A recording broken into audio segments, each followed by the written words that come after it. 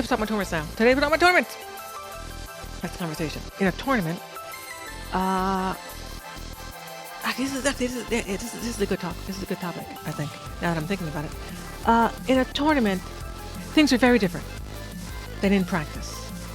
Y'all are seeing me practice here, and, you know, I'm trying to play the game quote-unquote correctly. Now, playing a game correctly, quote-unquote, is very dangerous, because you have to also know when you have to not play the game that way. And there are times, as you get better, where you really have to stop playing the game perfectly and doing things that are outside of the frames or outside of logic and reason, because that's how you mess with your opponent. Now, outside of training as well, in a tournament setting, it's all about winning. Like Kazuya says in the story mode, whoever wins, whoever is left standing wins. So in a tournament setting, first to two, first to three, do anything that you think will lead you to win the set. If it means you lose a round because you want to send a message to win later on, so be it. I wouldn't do that, personally. I might risk a round just to have a read, and I'm like, you know what, I think I can get this, and if I do get this, it's going to mentally destroy my opponent. And that's kind of worth it. It's worth it to push for, I want to change songs actually. It's worth it. It's worth it to mentally crush your opponent in a tournament setting. And to see whether they can recover. Some players are not very good at recovering when they're mentally guard broken. And, you know, taunting someone during a set is one way to guard break someone. Especially if you win the next match after that, or you win the next round after that. So like when I'm playing ranked and I see, you know, someone's taunting me, I get pissed. I clearly do get pissed. And my switch flips where I'm like, okay, I'm not training with you anymore. I'm here to kill you. Killer mode's engaged. I will do whatever I think will lead to me beating you right now. I don't care whether it's the right quote-unquote decision to make. I'm going to do it because I think it's going to hit you. That's the only reason I'll do this. So, let me read the chat a little bit. Funny shit talk? Yeah. I still teabag one of my buds in shooting and fighting games. Yeah, teabagging is fun. I like doing the monkey teabag. That was what I did to Limey. That was the Limey.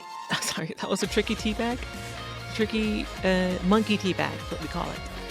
It's very fun. It's also a technical thing that you do during a match sometimes too, to realign. So it has utility as well. It's not just a taunt, but when you do it when someone's dead, it's very clearly a teabag. And she's the only character that can really clearly give you a teabag, which I kind of think is fun. What else we got here? You gotta bend the rules? Yes. The rules might be bent, but you only get to really bend the rules once you have established you can play by them. Then you have to do things outside of them, or else you become too easy to read and too easy to counter. People don't play correctly in ranked at all until Fujin or higher. Yeah. When I fight Fujins who are playing their alts, they're hard to beat, mainly because they know what not to do and when to do and like how to do things. So it's their understanding of the system and how their attacks interact with it that makes them very hard to beat, which is cool. That's really cool. I like fighting that. It's frustrating, but I like fighting it. It's frustrating because I get demoted, I get deranked, because I keep getting matched with them. You'd be surprised. I fought a Fujin, Azu, and they did not know the direction of blocking, and I beat them. And I was like, how did you get to this rank? They got to that rank doing gimmicks. They will either derank in time, or they will learn. That's what will happen. I think would follow Hop Boy Hand Pro. The most randomness in general though is Hope 482. I play too honest is my problem. like I think I'm too defensive and just respect too much. Never respect your opponent until they give you a reason to respect them. Ever. They must earn their respect every single time you fight them. It's a mistake as well. In ranked, you kind of have to respect them in the first... Well, it depends on your style. You can either respect them for the first round, or you could say, I'm just going to roll you over. I think if you're practicing to be solid, respect them all the time. That way when you fight someone who does play solid, who is worthy of your respect, you will not be feeling strangled by the lack of options available to you in situations that you're used to having them. That's the biggest difference against a strong player and a weaker player. A strong player knows how to strangle you for daring to do anything dumb as fuck. A weak player will maybe know how to blow you up for doing some things that are like maybe incorrect or making some big reads, but they won't consistently blow you up. And the sign of a real strong player is someone who doesn't have to take any risks and still wins. That's a real solid strong player. Solid is hard sometimes. Solid is hard. That's why everyone isn't good. That's why there are only a few top players. It's very hard. A weak player lets you get away with murder. Exactly. A weak player also expects to be able to get away with murder as well.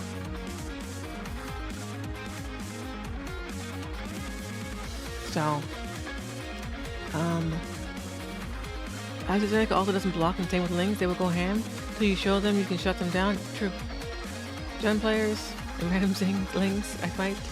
I lose to Jun and Xiao Yu a lot. I've had Xiao Yu's and the Jun's plug on you. I'm so sorry to hear that. What else we got here? I'm a weak player at the moment. It's kind of the reason I'm picking up Yoshi. To kind of make up. I got my shit walk by in. Yeah, that makes sense. That makes sense. So became a little disorganized here. This discussion.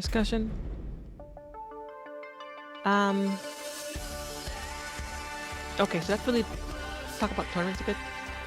I was trying to go to the video because y'all have been giving me really good comments that are really good continuing points of discussion. But I think we'll just leave it at this tournament talk bit. And oh right, I know what I wanted to talk about. So my video got cut off, right? Because I cut it weird. I cut it off when I was saying, how do you know when to let go of a bad idea? At what point do you say, all right, this isn't working, I need to stop trying it. This isn't the right path. That's partly why I cut it off. I don't think I really gave you the answer to that. It was more for future talk. And I think I will still keep it as a future talk. So I won't cut this part of the video out. I'll just cut earlier in the tournament talk. But I'll give you all, this won't be on the YouTube, so this is for those who are here in the stream right now. You know when they abandon an idea when it's consistently not working over a time. And if you're like, well, I'm trash. I'm not good at this game. My execution is trash. I don't know when to do this. I don't know when to do that. Well, so how do I know that it's just not me doing it right? It's just me not executing the idea properly. And that's when you use higher level players as your guide. What do the higher level players do? Are they doing that? Are you doing something that's odd for them to do? Maybe that's a clue that you might be going down the wrong route, especially if you're not finding success using the tactics that you're trying to use. That typically is the thing to use as your guiding light. Always, whenever you're finding yourself thinking, I don't know if this is going to work or not. I don't know if I'm doing the wrong thing. What do the top players do? What do they do? Are they doing that? And you can do it too. Just practice. We don't use that word in my chat, but I use another one. But yes. Mindset is super important in competitive play. Yes, it is. I played KOF Okay, lots going on in chat. Let me catch up. If it ends up being meaty enough, then we will make it a video. It just depends.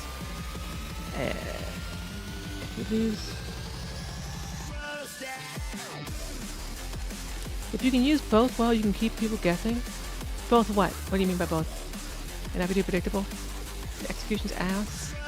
Situational awareness is dog shit. That comes with time. Execution's easier to work on than situational awareness is. Because situational awareness requires practice. You have to just be in the situations a lot. First part is recognizing the situation you're in and whether, and then the second part is knowing, okay, given the situation I'm in, what can I do? Like when I'm saying in the chat, like, okay, I can do a wall combo here, which one can I do? But how do I alter it? So all those kind of things, I can recognize I'm in a situation that requires certain action, but I don't know what the actions are yet to optimize that situation. And when I get frustrated, it's because I know this is a situation where I'm supposed to be bodying the person, but I just don't do it right. Man in Black with X-ray glasses, thank you for the follow. And General J Twist, thank you as well for your follows as well too. If I have a wave dash, it'd be perfect with Netflix. I can wave dash in someone's face, it's Gazia, and then I get okay. He doesn't care, he doesn't give a fuck. Yeah, you have to make them care. You have to make them care. You have to give them a reason to respect you first. Also, you may not need to be wave dashing in front of their face. Just like wave dashing. Just fucking give them in the fucking face. Well, to be fair, Lings evade a lot for free with AOP, Duck, AOP, and Rain Dance. Yeah. Lings should be not blocking if they can avoid it. If they can avoid it, you should avoid it instead. Look at how mad people are getting because you can do that. We're getting so mad. Did I use this one already? No. We're gonna do this one. Yeah, this one works. Let's also get tricky. I was saying being random when you need to in addition to solid play. Yeah, random. You can have calculated randomness. What makes it hard is it's game plan too. You randomly showed up in my YouTube and now want to know everything about me. Don't come across too many people with my type of content. Yeah, you know you don't actually. I've been making this kind of content for years. It was just focused on Virtua Fighter. So I guess, folks. Well, there's not a lot of Virtua Fighter players, basically.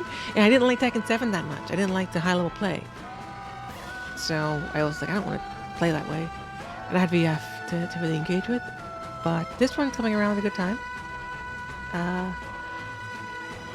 So now I can be like, okay, well, I already got good at this other game. What if I try to get good at this game too? VF doesn't come back. It's a whole other video.